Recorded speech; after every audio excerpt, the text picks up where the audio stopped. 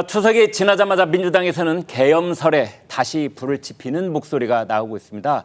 계엄 일타 강사 이렇게 자처를 하고 있는 김민석 수석 최고위원인데요.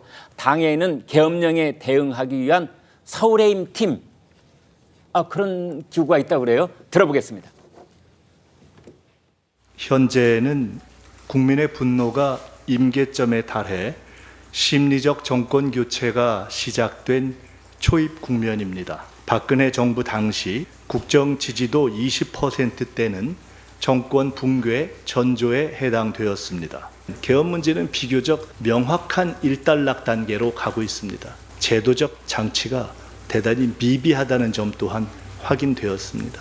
이 문제를 준비해 온 팀을 저희는 가칭 서울의 봄팀이라고 부르고 있습니다. 과거와 같이 서울의 봄이 짓밟히는 상태를 재현하지 않기 위해서 여러 가지 준비를 해왔고 곧 조금 더 진전된 입장을 공식적으로 제시할 것입니다.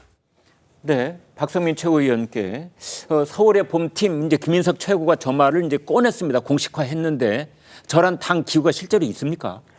글쎄요, 그러니까 보니까 서울의 봄팀이 내부적으로 이제 준비를 좀 해왔다라는 건데, 네. 그러니까 뭐 위원회를 이렇게 공식적으로 발족하고 이런 건 아닌 것 같고요. 네. 이제 보통 보면 이슈에 따라서 이제 같이 뜻을 모아서 이제 함께 일을 하고 뭐 손발을 맞추는 경우들이 있는데 그런 경우라고 보시면 될 것 같고. 그러니까 그러한 곳에서 그 윤석열 정부의 계엄 준비에 관한 준비설에 관한 실체 파악을 지금 하려고 하고 있다 이런 뜻입니까? 그러니까 뭐 해왔다라는 것 같습니다. 해왔다. 정확히는 이제 네. 하려고 한다라는 게 아니라 이제 내부적으로 정보도 수집을 하고 제보도 받고 정황도 이제 추적을 했다 이런 것들이 좀 그동안 쌓여왔다라는 것 같은데 네. 보면 이제 뭐 김민석 최고위원은 당연히 주축이시고 사성 장군 출신인 김병주 의원이나 네. 국정원 출신의 이 박선원 의원 이런 분들이 주축이 됐다라고 알고는 있습니다. 근데 네. 김민석 최고도 말씀을 하셨지만 보면 이게 당 내부에 어떻게 폭넓게 좀 정보가 교류가 되고 있는 그런 상황은 아니에요. 네. 그러니까 이 계엄을 뭐 준비하고 있다라는 그런 정황들, 만약에 그런 정황들이 정말 있다라고 한다면 매우 비밀스럽게 그 정보들이 수집됐을 것이고 네. 정보 하나하나의 민감성이 굉장히 높기 때문에 그 민감성을 고려했을 때 아주 소수, 심지어는 지도부 내에서조차도 다 교류가 되고 있고 공유가 되고 있고 이런 상황이 아니라고 합니다. 그래서 지금 보면 김민석 최고위원의 말에 따르면 곧 진전된 입장을 제시할 것이다. 그리고 지도부 안에서도 지금은 사실 내용 공유가 어렵다. 이런 입장이기 때문에 시간이 조금 지나서 이 진전된 입장이 뭘지를 지켜보는 일만 남은 것 같습니다. 네. 자, 윤기찬 위원장님, 이제 민주당 쪽 의원은 이런데 그러나 김민석 최고 본인부터가 곧 보여준다, 곧 보여준다. 저 얘기를 저도 지금 여러 차례 듣고 있거든요. 그런데 지금 실체는 아직 눈에 안 보이고 있는데 이러다가 아니면 말고 식으로 용도사미가 되는 건 아닌지요? 그러니까 아마 보여준다는 그 어떤 정황이나 이런 것들이 아주 평상적인 거겠죠. 그러니까 평상적인 걸 지금 바로 보여주면 그거 뻔한 거 아니야 이렇게 얘기가 나오니까 네. 이 상황 자체를 계속 비상적인 상황을 계속 말씀하시면서 나중에 그 평상적인 것이 마치 비상 상황에 인위적으로 만들어서 내 보이는 것처럼 네. 그런 국민께 그런 인식을 위한 이제 저는 선동이라고 보거든요. 프로파간다라고 봅니다. 근데 그것들을 계속 빌드업해 오는 과정이신데 네. 문제는 뭐냐면 뭐 풍차 싸우는 돈키호테도 아니고 저렇게 계속 그것도 제도권 정치인이 그것도 최고 뭐 1위한 최고위원이시잖아요.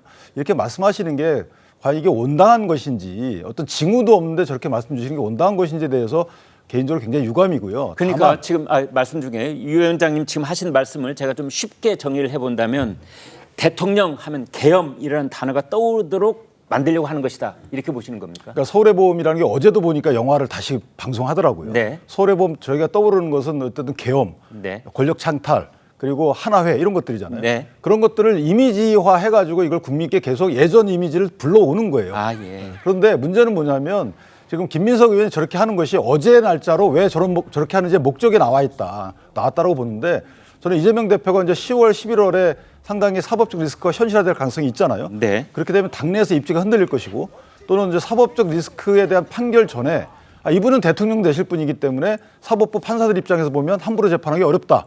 예전에 보면 저희가 영장전담 판사마저도 야당의 대표이기 때문에 이게 뭐 어디 도주할 염려가 없다 이렇게 판단해가지고 영장을 기각했잖아요. 네. 그러니까 그런 식의 한번 효험을 봤기 때문에 저는 이런 식으로 이재명 대표가 안정적인 대통령 후보로서 당선 가능성이 크다. 현 정권은 사실 심리적인 정권 교체 상황이다. 이렇게 인식이 되면 판사들도 재판하기 어렵게 되고요. 검사들도 공소 유지하기 어렵게 됩니다. 자, 이런 거 하나 본인들이 추구하는 것 같고 또 하나는 당내에서 이게 압도적으로 유리한 이재명 대표이기 때문에 당내 도전 세력들은 꿈도 꾸지 마라.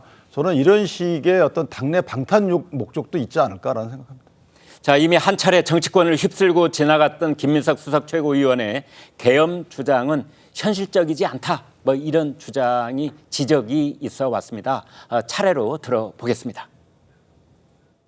추석 연휴 지나고도 계속 이야기하면 정말 실성하신 거고 윤석열 대통령 뭐 탄핵하다가 보니까 이제 윤 대통령이 계엄을 선포할 수도 있다라는 식의 그 불안감을 조성하고 그걸 통해서 좀 더 이 정부 내지 이 정권의 정당성을 좀 훼손시키려는 목적으로 시작한 것이라고 봐요. 계엄이 되면 기본적으로 탱크가 광화문 앞에 깔리고 뭐 이런 건데 이게 지금 시기에 가능합니까 지금? 포천에 있는 부대 내려오려 그러면은 동부간선도로 막혀가지고 어떻게 내려옵니까 광화문까지? 예? 가면서 네. 여기저기서 계속 사진 찍고 야 탱크 간다 이러고 막 같이 인증샷 찍고 이럴 텐데 왜 안 되는 거를 지금 와가지고 우려를 이제 자아내는 거죠 지금. 가면서 다 문자할 거 아니에요. 엄마 나 지금 여기 탱크 타고 지금 서울 들어가 이런 거. 옛날 같이 새벽에 갑자기 와서 광화문 장악하고 이런 거 없습니다. 네, 이준석 의원이 이제 계엄령 상황을 미리 상상을 해보면서 희화하는 그런 지적까지 해줬는데, 최 교수님, 그러니까 지금의 계엄령이라는 것은 국민 대다수가 상상하기 힘든 일일 텐데 왜 이걸 반복하느냐, 이제 그런 지적인 것 같아요. 근데 일반적으로 말이죠. 계엄하면 떠오르는 게 쿠데타 아닙니까? 예. 그래서 서울에 보면 얘기도 나오는 거 아니겠어요? 네. 서울에 보면 완전한 쿠데타니까. 근데 쿠데타에 두 가지 종류가 있어요. 네. 현재 정권을 전복시키기 위한 쿠데타. 예. 이게 일반적으로 알고 있는 쿠데타지만 친위 쿠데타도 있습니다. 대통령이 주동이 되는 쿠데타. 현재 권력을 갖고 있는 집단이 스스로 쿠데타를 일으켜서 그 권력을 정당화시키고 막는 게 그게 친위 쿠데타 네. 아니겠어요? 근데 지금 현재 말하는 지금 야당이 말하는 저 쿠데타는 친위 쿠데타적 성격의 계엄이에요. 네. 구제개헌. 네. 그러니까 계엄을 쿠데타와 연결 안 시킬 수도 있습니다만 네. 일단 계엄하면 떠오르는 게 정치적으로 정치학적으로 쿠데타가 안 떠오를 수가 없습니다. 네. 우리나라 얘기하는 게 아니라 일반 논적으로 말이에요. 네. 그렇다면 지금 현재 지금 야당이 얘기하고 있는 건 친위 쿠데타적 성격의 계엄이라고 저는 생각을 합니다. 네. 그럼 이게 지금 가능하냐 이런 얘기예요. 제가 항상 말씀드리는 게 미국이나 유럽이나 이런 나라의 육사, 웨스트포인트의 육사는 교육을 잘 받아서 쿠데타 안 일으키고 네. 대한민국의 육사는 막 그 교관들이 쿠데타 일으키라고 해서 쿠데타 일으킨 게 아니에요.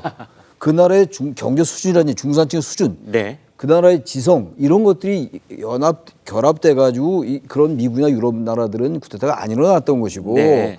우리나라를 비롯한 제3세계 국가들은 아직 그 정도가 안 됐기 때문에 쿠데타가 빈번했던 거거든요. 네. 우리나라는 이미 그 단계는 훨씬 넘었다고요. 네. 근데 저기 이준석 의원 말처럼 뭐 동부간선도로가 막힌 게 문제가 아니라 네.